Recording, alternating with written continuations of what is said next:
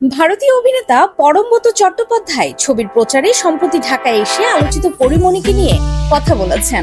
পরমব্রতর কথা পরিমণির কান পর্যন্ত পৌঁছে গেছে। শুরুতে এই কথা বিশ্বাস করতে কষ্ট হচ্ছিল পরিমণির, মন খারাপও হয়েছিল।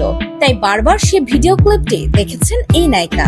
পরিমণি জানিয়েছেন, ইস, পরমের সঙ্গে কবে যে পরীর একটা কাজ হবে, কি দারুণ মিলবে না পরম আর পরী। সম্প্রতি পরিমণি শেষ করেছেন ওয়েব সিরিজ রঙ্গিলা কিতাব। সামনে নতুন কাজের পরিকল্পনাও চলছে। পরমব্রতর কথা শুনে পরিমণির নতুন উপলব্ধিও হয়েছে। পরমব্রতর কথা প্রসঙ্গে পরিমণি বলেন, এসব কথা বললে কেমন জানি লাগে, মনে হয় সময় চলে যাচ্ছে, আরো ভালো ভালো কাজ করতে হবে, কিছুই তো করিনি। পরমব্রতর মুখ থেকে শোনা কথাটা ফেসবুক স্ক্রল করতে করতে নজরে আসে পরিমণির। তিনি বলেন, প্রথমে তো মুগ্ধ হয়ে কতক্ষণ শুনছি, 2-3 বার টেনে টেনে শুনেছি।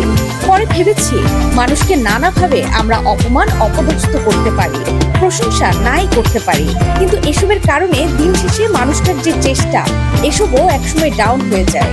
পরমব্রত কিন্তু ভালো অভিনয় করেন, ভালো এই ভালো সেই, দেখতে সুন্দর, এসব বলতে পারত।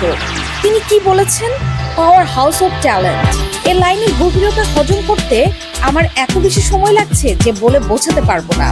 তাই আমি বারবার টেনে টেনে দেখেছি। মানুষকে কিভাবে প্রশংসা করতে হয় সেটা আসলে আমরা অনেক ক্ষেত্রে শিখিনি। পরিমণি বলেন, পরমব্রত নিজেকে এদেশের একজন অনুভব করেন, এভাবে তিনিও পরমকে অনুভব করতে চান। শিল্পীদের তো কোনো দেশের ভাগ নেই। শিল্পীদের মধ্যে যখন একজন এইভাবে কথা বলেন, তাও আবার পরমব্রতর মতো শিল্পী, তখন যে ভালোটা লাগে তা ভাষায় প্রকাশ করার মতো নয়।